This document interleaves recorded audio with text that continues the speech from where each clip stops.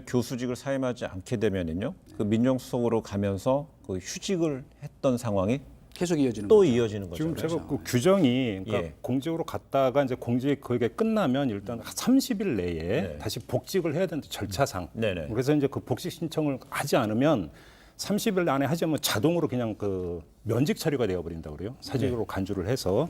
그래서 이제 그때 팩스로 이제 그 복직 신청을 냈던 것은 그 절차 규정에 따라서 이제 냈던 것 같은데 문제는 지금 이동관 수석께서 말씀하신 대로 예를 들어서 규정과 절차에 따르면 사실은 아무 문제가 없어요.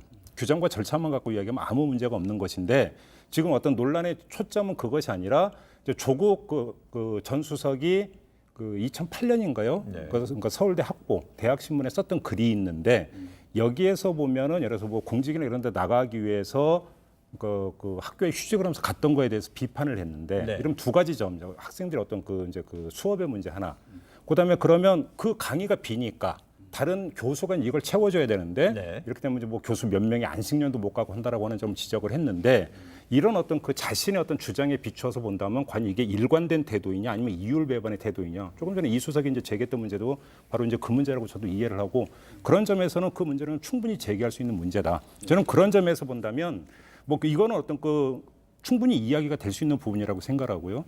나중에 이제 마무리해서 말씀을 드리고 싶었지만 이 점이 있는 것 같습니다. 조국 전 수석이 정말로 법무장관으로 갈 예정이고 본인이 결심을 했다면 네. 오히려 차라리 이 지점에서 한번 결기를 보여주는 게 오히려 대국민 메시지에도 좋을 수가 있다. 무슨 말씀이냐면 사실은 그 청와대 수석으로 있다가 바로 어떤 법무장관으로 가는 거를 둘러싸고 여러 가지 논란이 있었습니다. 네. 그런데 아무튼 그러니까 조국 전 수석은 그 논란을 무릅쓰고 법무장관으로 가고자 하는 거라면 네.